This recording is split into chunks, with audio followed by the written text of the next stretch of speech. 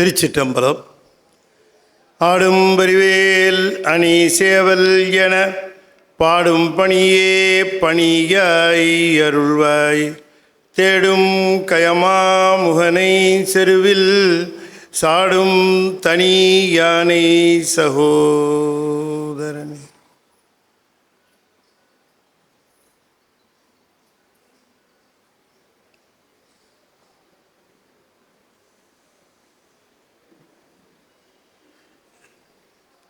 திருச்சிட்டு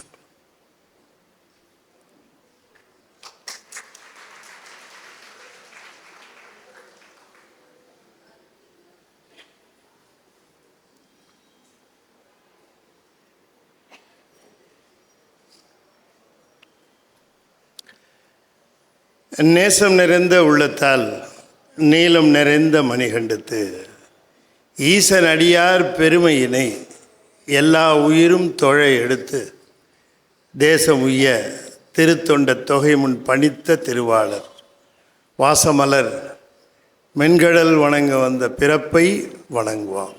திருச்சிற்றம்பலம். தென்னாடுடைய சிவனே போற்றி. ஏகம்பத்துரையந்தாய் போற்றி. பராய்த்துறை மேவியபரணே போற்றி. அண்ணாமலையம் அண்ணா போற்றி.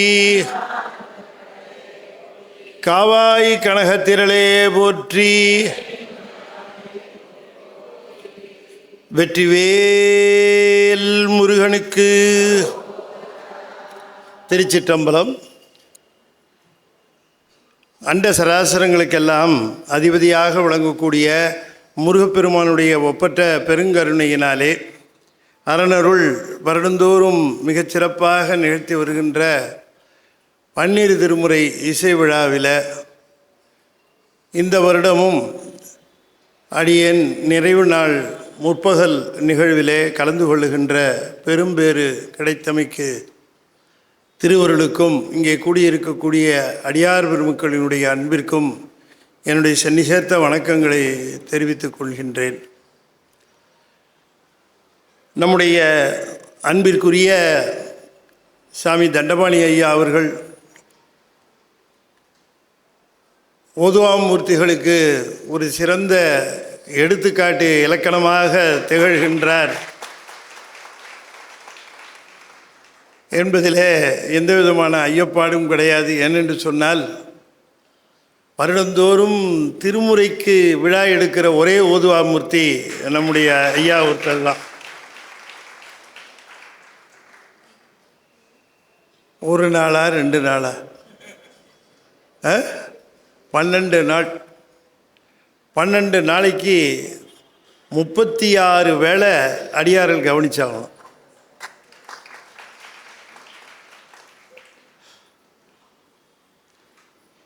அது ஒரு பெரிய சாதனை என்று தான் சொல்ல வேண்டும். திருமுறைகள் நமக்கு கிடைத்த மிகப்பெரிய பொக்கிஷம். சைவர்களை பார்த்து மற்ற சமயத்தவர்கள் அப்படி பொறாமைப்படுகிற அளவுக்கு நம்மகிட்ட பெருஞ்சொத்து இருக்கிறது என்று சொன்னால் 12 திருமுறையும் 14 சாத்திரங்களும் தான்.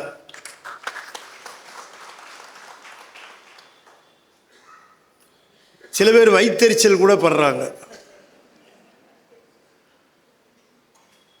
நம்ம இந்த 12 திருமுறைகளுக்கும் விழா எடுத்து கொண்டாடுகிற பொழுது நமக்கு இருக்கக்கூடிய அந்த மிகப்பெரிய கர்வம் இல்லையா, அந்த செல்வந்தனுக்கு இருக்கக்கூடிய அந்த கர்வம் நமக்கு இருக்கிறது. சைவ பெருஞ்செல்வம் நாம் வைத்து இருக்கின்றோம். இந்த திருமுறைகளுக்கு என்று பிரத்யேகமாக 12 நாட்களும் ஒருபுறம் இசை, ஒருபுறம் இயல், விரைவில் நாடகமும் சேரும் என்று எதிர்பார்ப்போம்.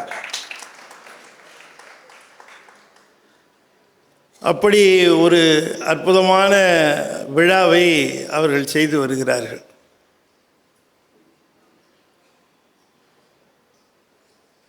திருமுறை ஆசிரியர்களை நாம் மனதார பாராட்ட வேண்டும். அதுபோல திருமுறைகளை போற்றுகிறவர்களை, விழா எடுக்கிறவர்களையும் மனதார பாராட்ட வேண்டும். நாம்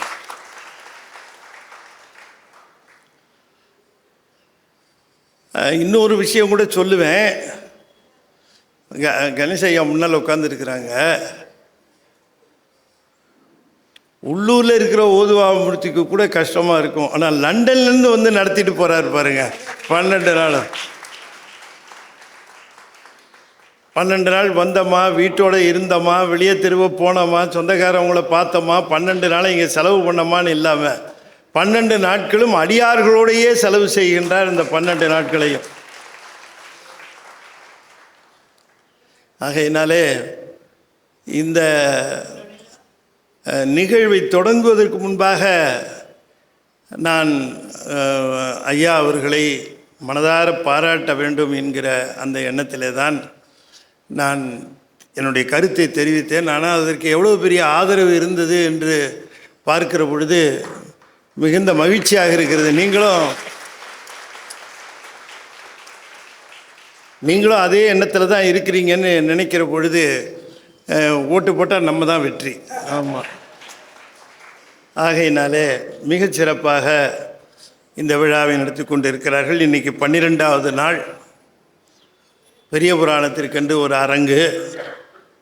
அதை தவிர மாலையிலேயும் பெரிய புராண உரை நிகழ்ந்து கொண்டு இருக்கிறது. பல்வேறு சான்றோர்கள் பேசுகிறார்கள். அவர்களில் பெரும்பாலானோர் இளைஞர்களுக்கு வாய்ப்பு தந்திருக்கிறார். பல இளைஞர்கள் எல்லாம் இளைய தலைமுறை வந்து எடுத்து அதை பேசுகிறது. அது பாராட்டப்பட வேண்டிய ஒன்று. அதுபோல் இன்றைய முற்பகல் அரங்கும் சிவதீபன் அவர்கள் மிக சிறப்பாக இந்த பருவகாலங்கள் பெரிய புராணத்தில் என்று நுட்பமாக பேசினார்கள். அது ஒரு சிறந்த உரையாக அமைந்தது. அவர்களுக்கு நம்முடைய பாராட்டுக்கள். அவர்களுக்கு நாங்கள்லாம் இப்போ அவ்வளோதான், கடைசி பீரியடில் இருக்கிறோம். நாங்கள் இன்னும் கொஞ்ச நாள் பேசுவோம். இனிமேல் பேச வேண்டியவங்களாம் அவங்க தான். அவர்கள் தானே வந்து இல்லையா, இளம் தலைமுறையினர் வந்து முன்னை பழமைக்கும் முன்னை பழம்பொருள் பின்னை புதுமைக்கும் பேர்த்தும் பெற்றியவன். அவர் he never becomes old. Lord Shiva அவர் எப்பொழுதும் குழகன், எப்பொழுதும் அழகனாக இருக்கிறது கூட பெருசில்லை. சில பேர் கிழவனாக இருந்து கூட அழகாக இருப்பாங்க. ஆனால் அவர் குழகன், அழகன். அவர் அப்படி பெருமான் எப்பொழுதும் அந்த நிலையில் இருக்கிறவர்.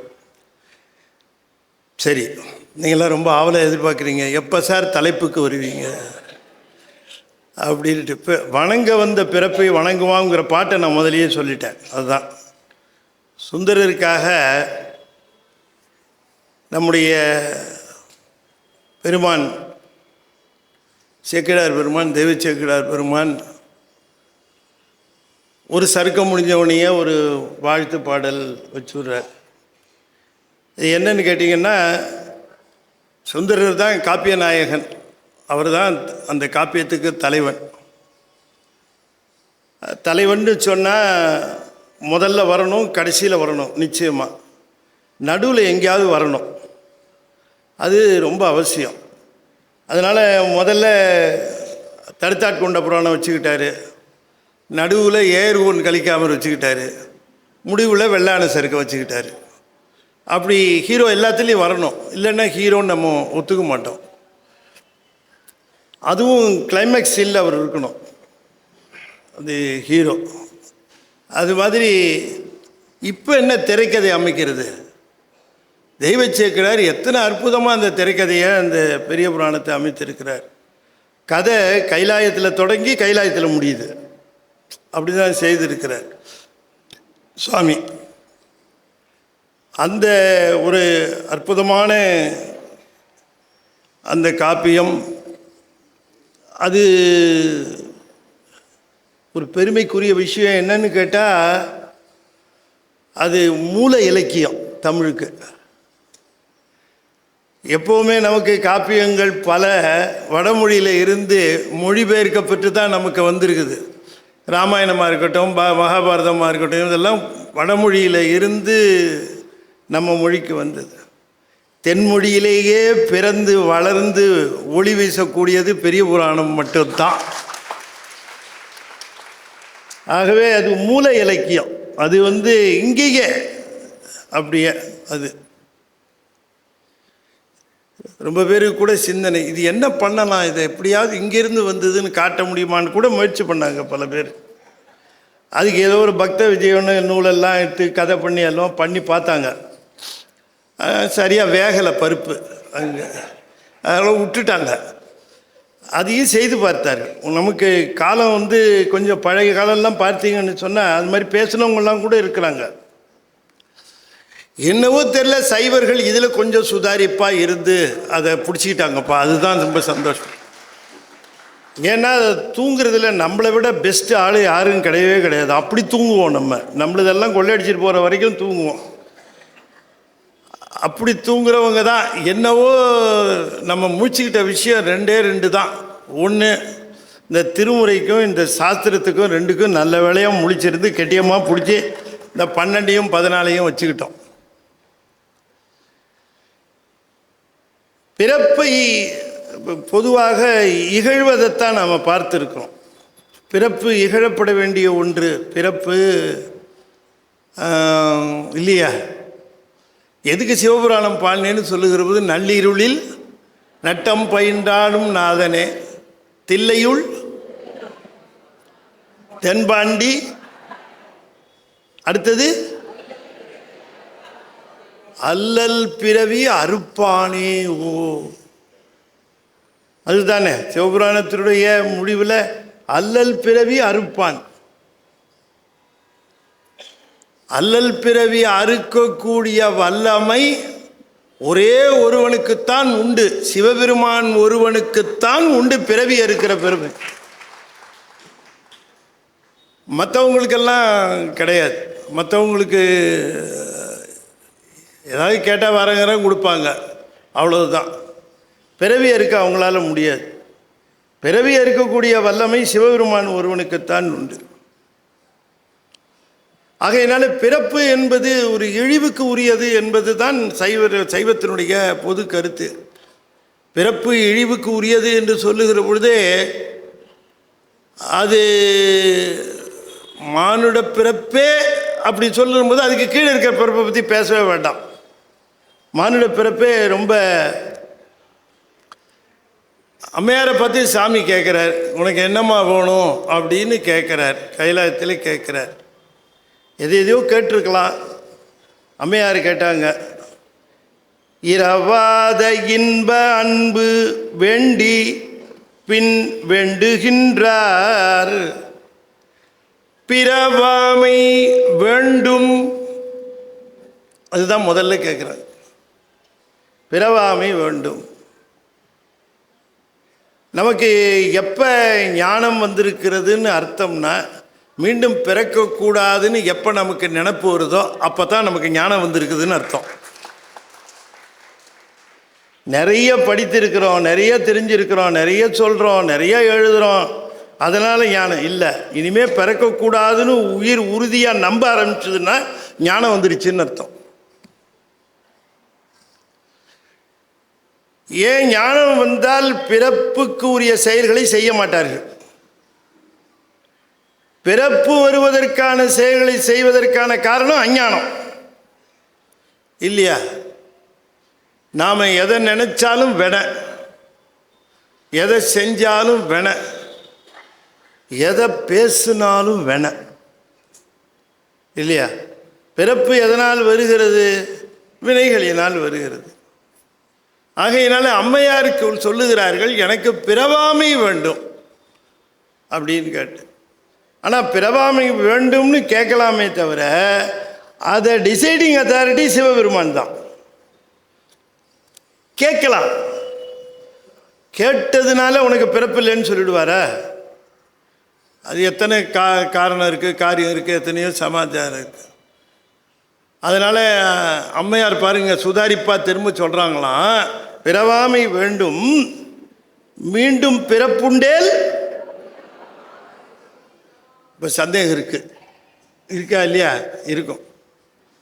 எனக்கு பிறப்பு கிடையாது, நீ கொடுக்காத, நான் பிறக்கக்கூடாது அப்படின்னு சொன்னாலும், ஒருவேளை நீ என்னை பிறக்க வைத்தால் உன்னை என்றும் மறவாமை வேண்டும் அப்படின்னு கேட்குறாங்க. அப்படி நம்ம என்ன கேட்கணுங்கிறத சேக்கிழார் சொல்லித்தரார். இப்படி தான் சிவபெருமானை நேரில் பார்த்தா கூட கேட்கணும். ஒருவேளை நேரில் பார்க்க வாய்ப்பு இல்லைன்னா கூட வழிபாட்டில் கூட இப்படி தான் கேட்கணும். பிறவாமை வேண்டும், மீண்டும் பிறப்புண்டேல் உன்னை என்றும்.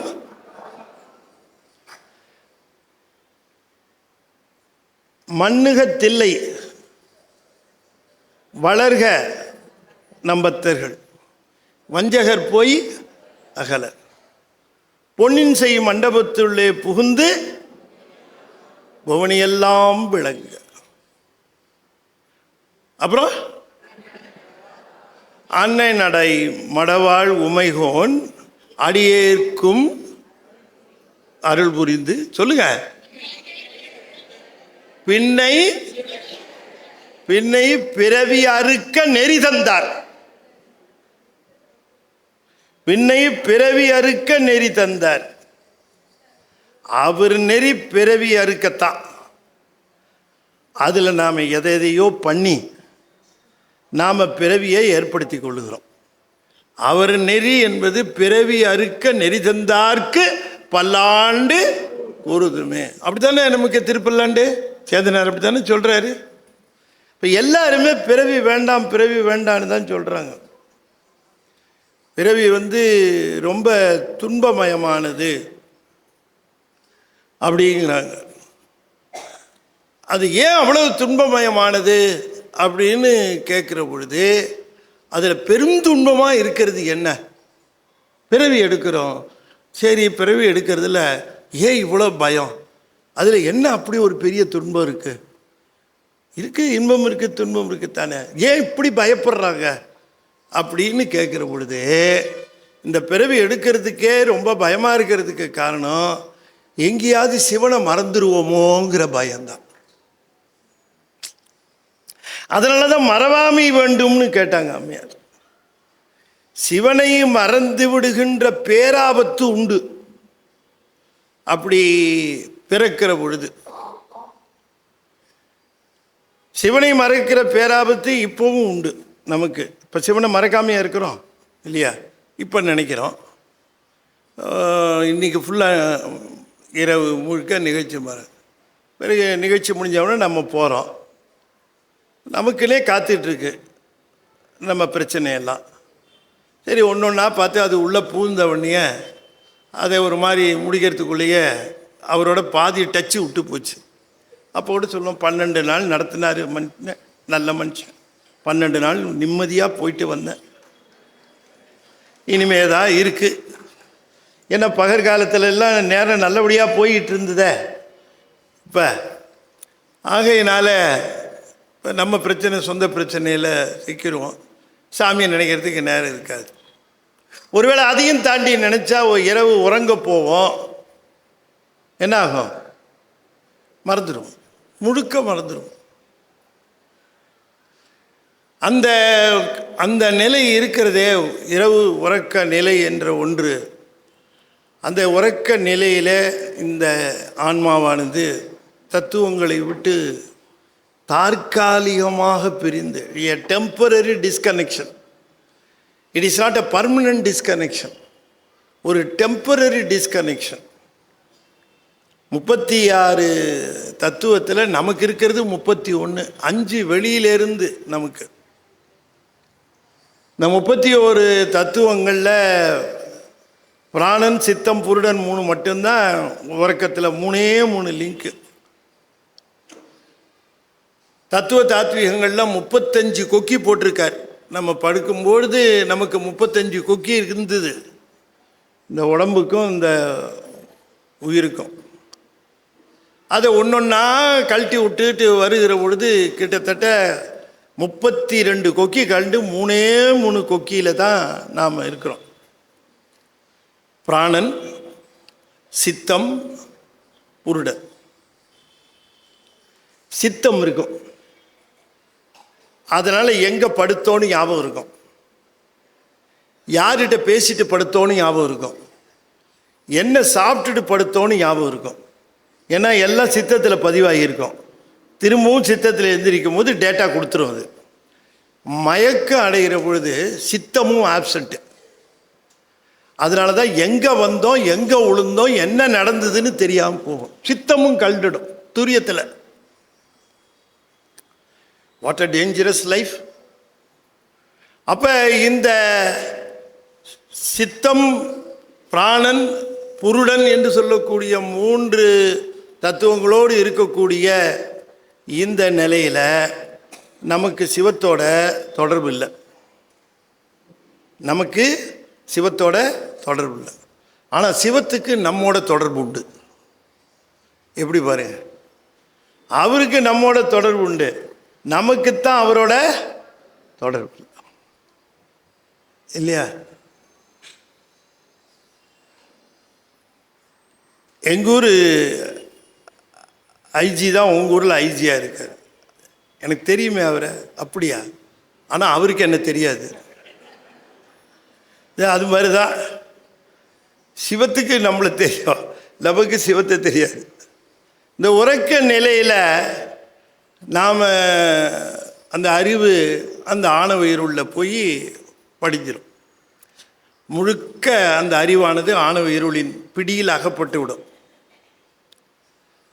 அப்போ எதுக்கு உறக்கம் கொடுக்குறார் அப்படின்னு பார்க்கிற பொழுது, சுவாமி நீ இந்த இருளில் சகஜமாக இருந்துகிட்டு இருந்த, இதுக்கு சகஜ மரணம்னே பேர், இதிலேருந்து உன்னை விடுவிச்சு நான் கொண்டு வந்திருக்கிறேன் மேலே.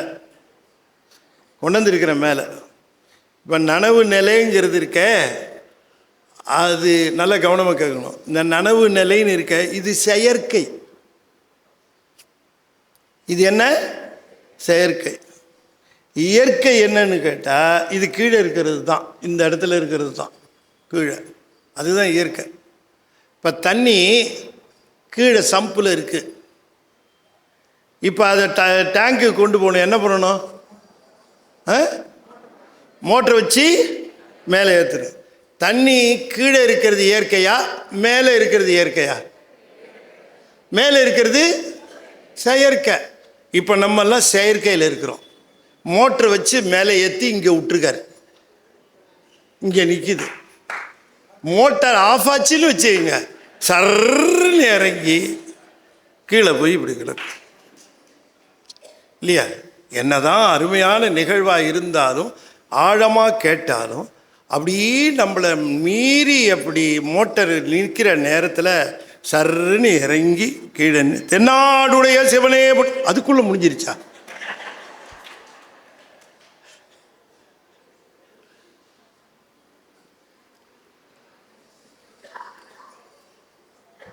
இயற்கை என்னன்னா நாம் இருளோடு இருக்கிறது தான்.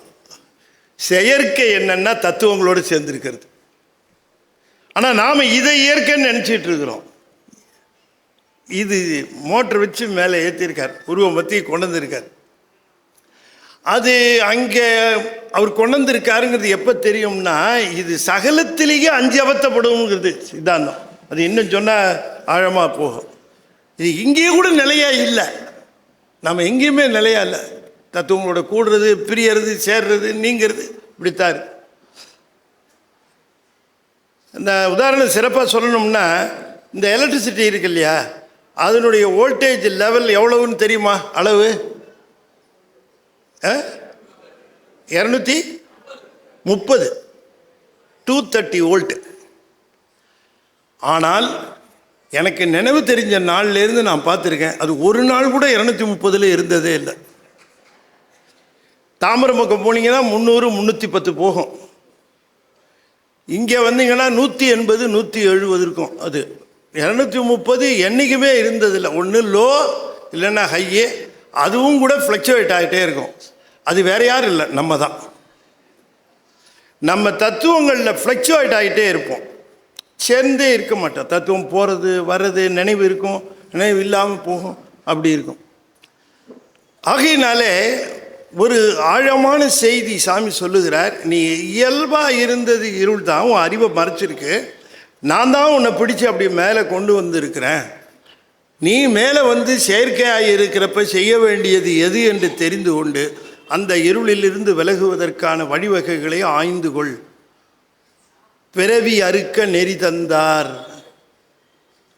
இந்த பிறவி அறுக்கிறது என்று சொல்லக்கூடிய ஒன்றை, அந்த பிறப்பை நீக்கிக் கொள்ள வேண்டும் என்கிற ஒன்றை, பிறவி துன்பமயமானது என்கிற ஒன்றை நாம் அதை உணர்ந்து கொள்ள வேண்டும். மற்ற பற்றெனக்கின்றி நின் திரு பாதமே மனம் பாவித்தேன். பெற்றலும் பிறந்தேன். எப்போ பிறந்திருக்காரு பாருங்க. நம்ம எப்போ அவர் பிறந்தார் நினைச்சோம். பெற்றலும் பிறந்தேன் இனி பிறவாத தன்மை வந்தெய்தினேன். கற்றவர் தொழுதேத்தும் சீர்கரையூரிற் பாண்டி கொடுமுடி நற்றவா உனை நான் மறக்கினும் சொல்லு நான் நமச்சிவாயவே. அப்ப நம்ம நினைவில் வைத்து கொண்டிருக்க வேண்டியது நமச்சிவாய நமச்சிவாய நமச்சிவாய என்று சொல்லுகிறார். பெற்றலும் பிறந்தேன் என்று சொல்லுகிறார். ஆகையினாலே நாம் இந்த பிறப்பை நம்முடைய சைவ சமயம் என்ன சொல்லுகிறது என்று சொன்னால், இந்த பிறப்பு முழுக்க வினைக்கட்டுகளினாலே நிறைந்தது, வினைகளினாலே நிறைந்தது.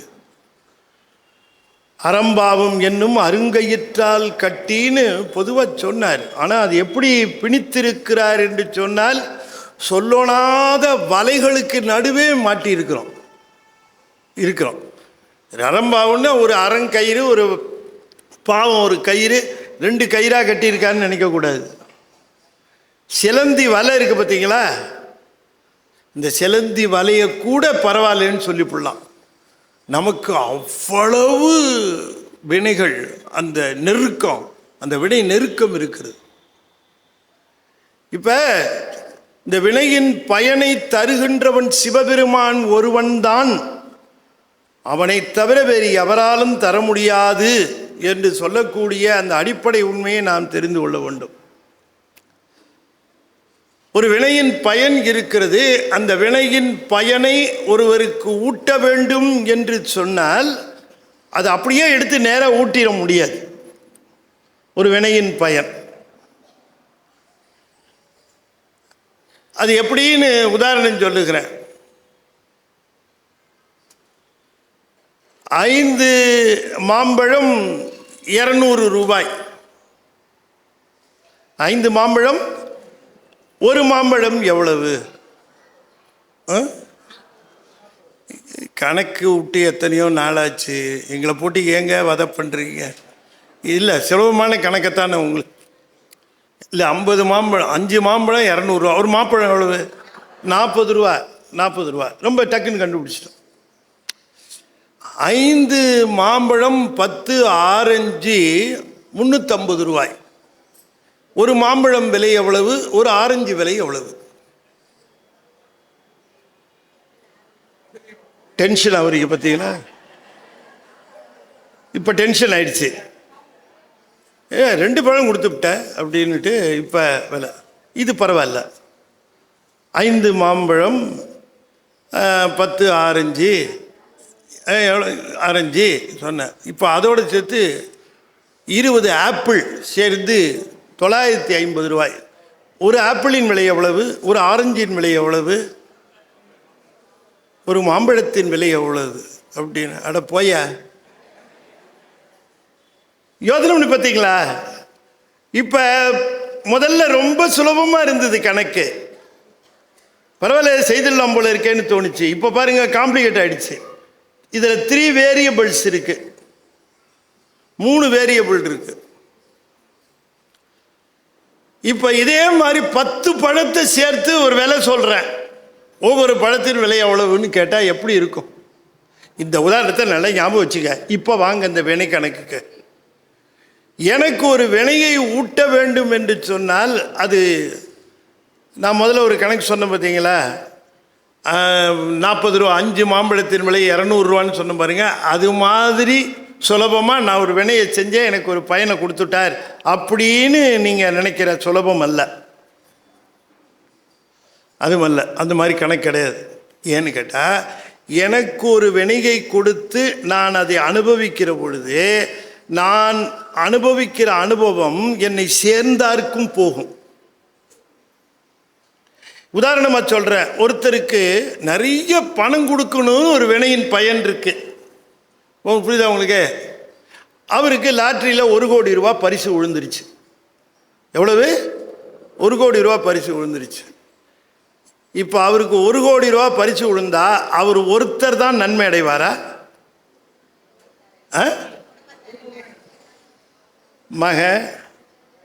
மக மருமவன் அப்புறம் எல்லாரும் இல்லைங்களாம்மா? இப்போ அவங்களுக்கெல்லாம் நல்வினை இருக்கணும்,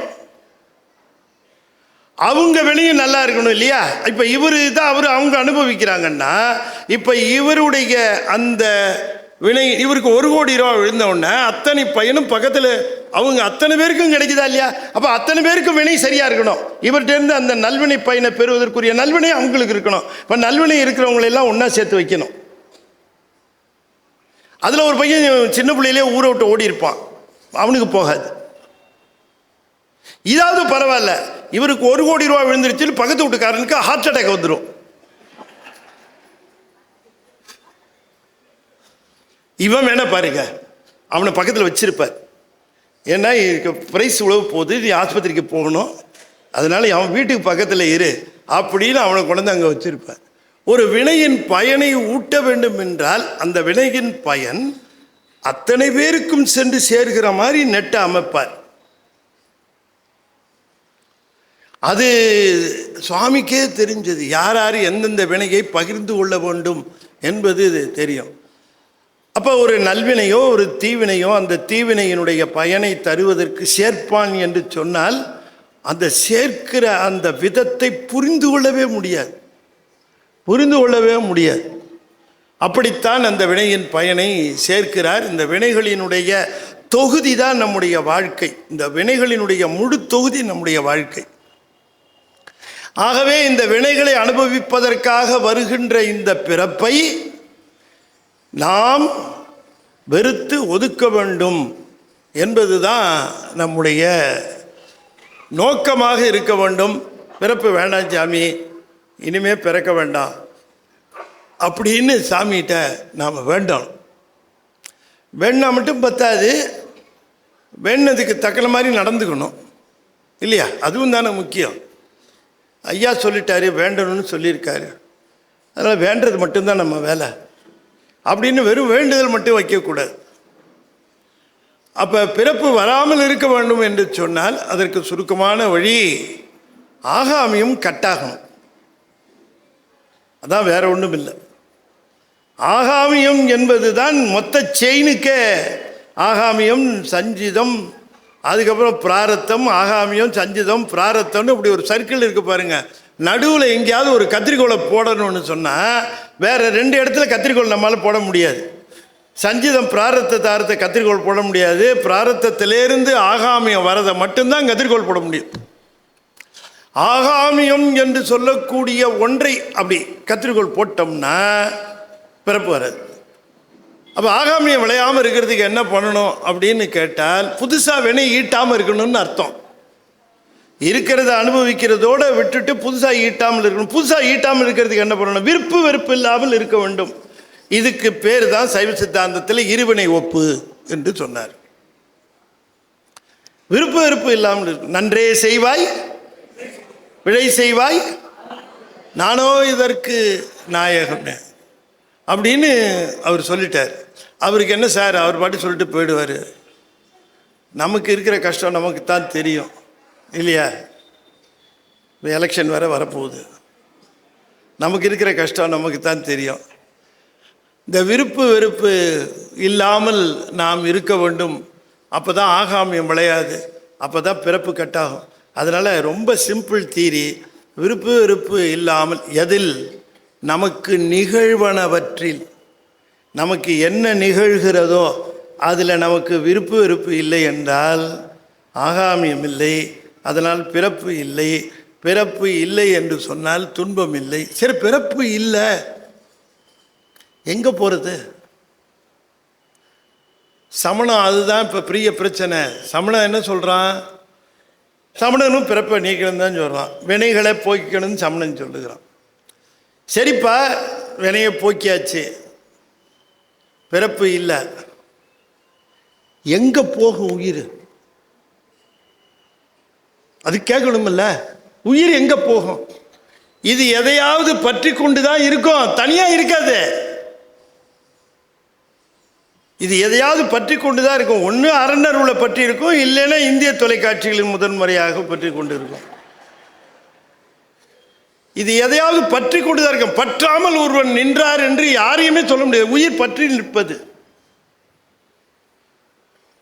அப்ப இது பற்றுகின்ற அந்த நிலை இருக்கிறதே, அது ஏதாவது ஒன்றை பற்ற வேண்டும். இருளையே பற்றி கொண்டிருந்தது, கேவலத்தில் இருந்தது.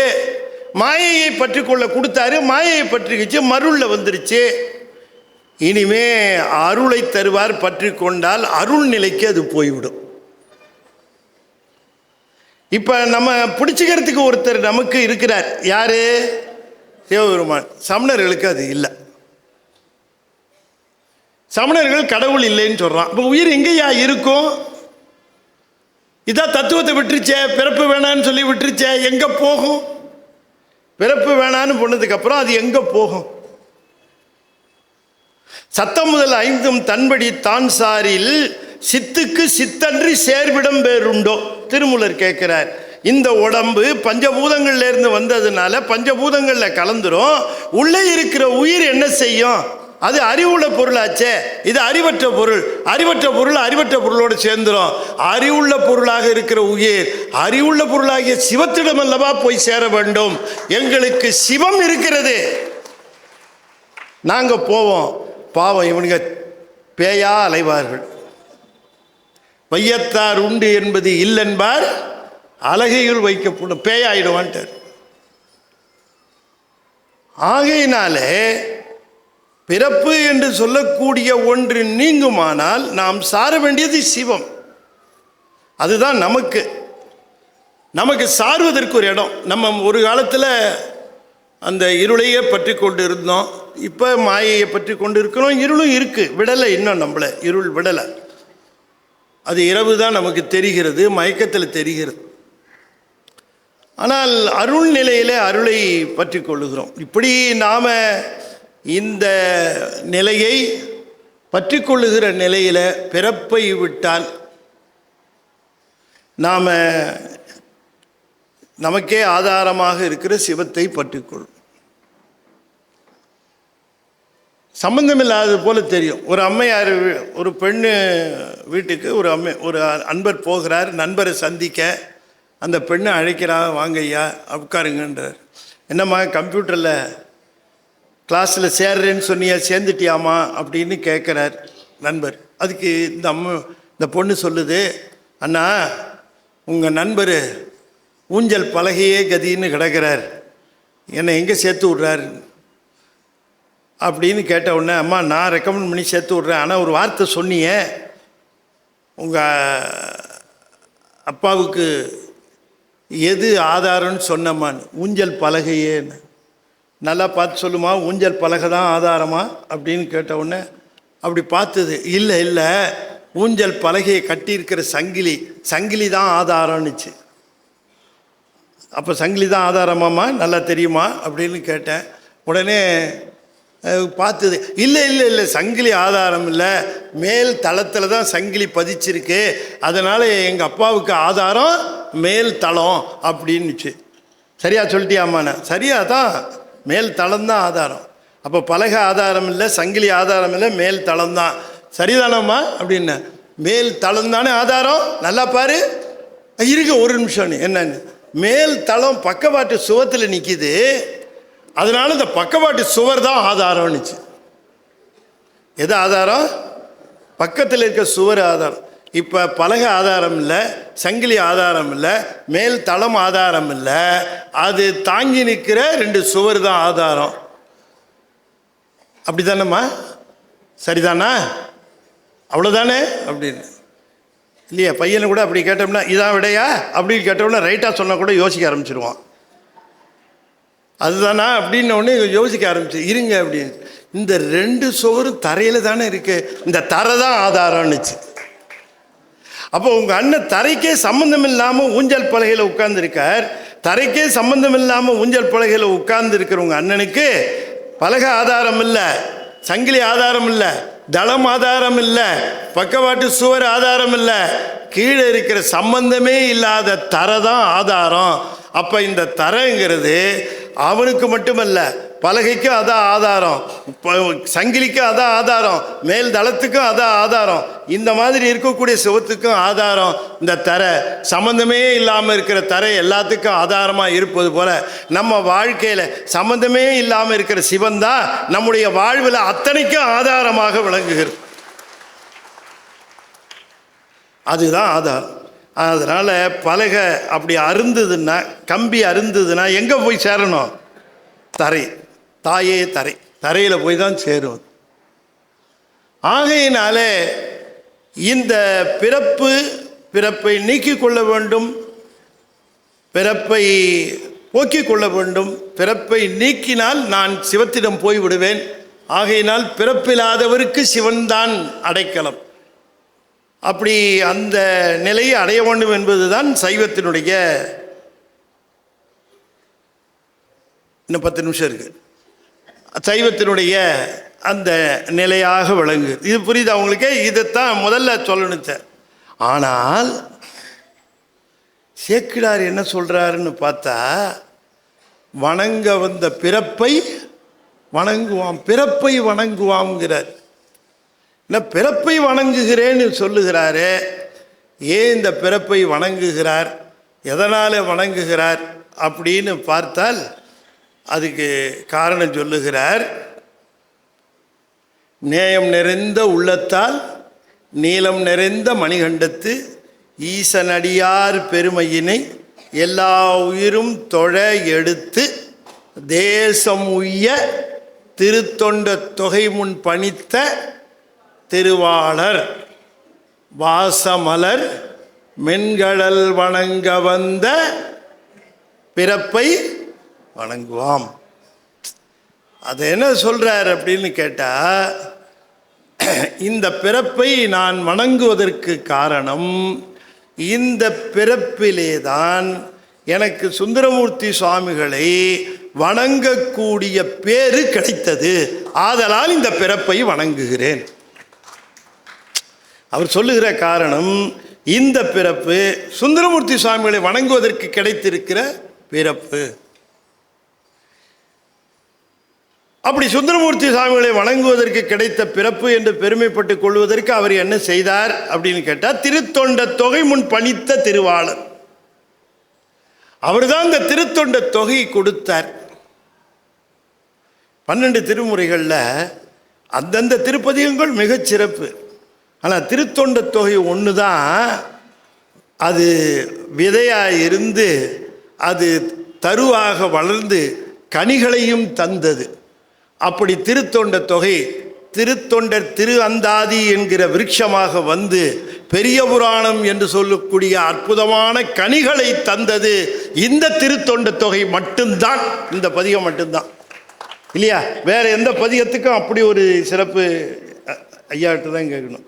இந்த ஒரு திருத்தொண்ட தொகை ஒரு பதிகம் மட்டும்தானே திருத்தொண்டர் திரு அந்தாதி ஆச்சு. அதுக்கப்புறம் இல்லையா பெரிய புராணம் ஆச்சு. இப்போ அவருக்கு என்னன்னா, பெரிய புராணத்தை பாடி அடியார்கள் அத்தனை பேரையும் பாடிய அந்த ஒரு பெரும்பேறு கிடைத்ததற்கு காரணம் இந்த திருத்தொண்ட தொகை. அடியார்கள் அத்தனை பேரையும் நினைந்து போற்றி அவர்களுடைய வரலாறை எழுதுவதற்காக முயற்சிகளை மேற்கொண்டு அதே நினைவிலேயே சுற்றித் திரிகின்ற ஒரு பிறப்பாக இது அமைந்து போனதற்கு காரணம் திருத்தொண்ட தொகை. எனவே திருத்தொண்ட தொகையை தந்த சுந்தரமூர்த்தி சுவாமிகளை இந்த பிறவியிலே நான் வணங்குவதற்கு கிடைத்த பேற்றினை எண்ணி இந்த பிறப்பை வணங்குகிறேன். இந்த பிறப்பை வணங்குகிறேன் என்று சொல்லுகிற பொழுதே அதற்கு இன்னும் உள்பொருள் என்ன என்று கேட்டால், இந்த பிறப்பை தந்த சிவபெருமானை வணங்குகிறேன். அதுதானே உண்மை. இப்படி ஒரு பிறப்பு தந்தார் அல்லவா, நமக்கு பிறப்பு கொடுத்துட்றார். இப்போ எத்தனையோ பேர் பார்க்கிறோம், இவெல்லாம் ஏன் பிறந்தான்னே தெரியல நமக்கு. அது கேட்குறோம், இவெல்லாம் எதுக்கு பிறந்தாக்கிட்ட அப்படின்னு நம்ம நினச்சி சந்தோஷப்படுற அளவுக்கு என்ன அப்படி இருக்கிறாங்க. ஆனால் நாம் பிறப்பு, இந்த பிறப்பு, இப்போ நாம் என்ன நினைக்கிறோம், நமக்கு தெய்வ சேக்கிழாரையும் திருமுறை ஆசிரியர்களையும் வணங்க வந்த இந்த பிறப்பை நாம் வணங்குவோம், நாம் வணங்க வேண்டிய நிலை இது. அப்போ தெய்வ சேக்கிழார் பெரிய புராணத்தில் சுந்தரமூர்த்தி சுவாமிகளை காப்பிய நாயகனாக முதல்ல வைத்தது மட்டுமில்லாமல், இடையில வைத்ததும் இல்லாமல், நிறைவில் வைத்ததும் இல்லாமல், அவர் என்ன செய்கிறார், ஒவ்வொரு சருக்கம் முடிந்த பிறகும் ஒரு வாழ்த்து பாடல் வைக்கிறார். சுந்தரர் டச்சு விட்டு போகக்கூடாது. மற்ற நாயன்மார்களெல்லாம் சொல்லிட்டு வருகிற பொழுதே, ஐயோ எங்கள் சுந்தரர் யாவை மறந்துவிட்டோமே, மறக்கக்கூடாது ஒரு பாட்டு அப்படின்னு 10 பாட்டு வச்சிருக்கிறார். அது ஒரு தனி பதிகமாகவே இருக்கு. அதை நினைந்து நினைந்து சுந்தரமூர்த்தி சுவாமிகளை அவர் போற்றுகிறார். அப்படி போற்றுகிற அந்த நிலையை பார்க்கிற பொழுது, சுந்தரமூர்த்தி சுவாமிகளை வணங்க வந்த பிறப்பை வணங்குவாம், நாம தெய்வச்சேக்கிழாரை வணங்க வந்த இந்த பிறப்பை நாம் வணங்குவாம் என்று சொல்லக்கூடிய நிலையில் ஒரு அற்புதமான இந்த காப்பியம். அதனால் பிறப்பு கண்டு நாம் அஞ்ச வேண்டியதில்லை. பிறப்பை கண்டு நாம் கொஞ்சம் வருத்தப்பட்டுக்கிட்டு இருந்தோம், இப்படி ஒரு பிறப்பாய், இந்த பிறப்பு வேண்டான்னு. ஏன் இந்த பிறப்பு அவர் வணங்குகிறார் அப்படிங்கிற ஒரு காரணத்தை நான் சொல்லி ஆகணும்.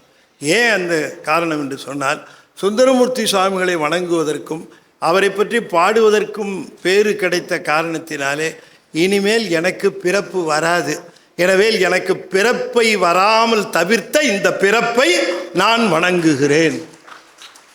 யார் ஒருவர் சுந்தரமூர்த்தி சுவாமிகளை வணங்கக்கூடிய பேரும், திருத்தொண்ட தொகையை பாடக்கூடிய பேரும், பெரிய புராணத்தை ஓதக்கூடிய பேரும் யார் ஒருவருக்கு கிட்டுகிறதோ அவர் மீண்டும் பிறந்து வர வேண்டிய அவசியம் இல்லாமல் போகிறது.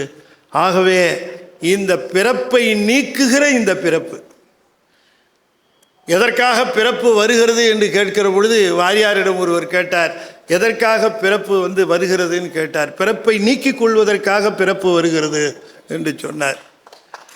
ஆகையினாலே நாமெல்லாம் இந்த பிறப்பை நீக்கிக் கொள்ளுகிற அந்த நிலையிலே இருக்கிறோம்.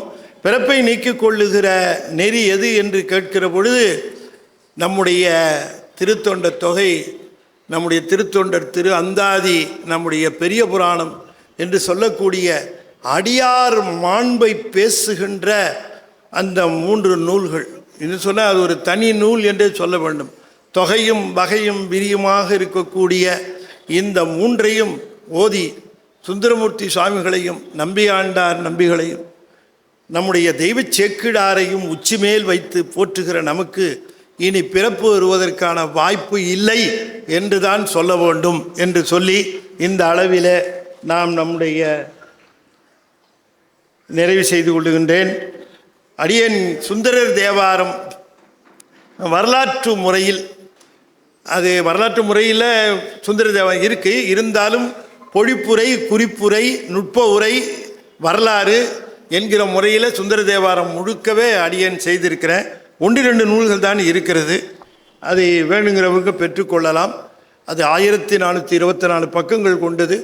தினம் ஒரு பதிகமாக ஓதினால் நாம் சுந்தரரோடு டிராவல் பண்ண அந்த அனுபவம் கிடைக்கும்.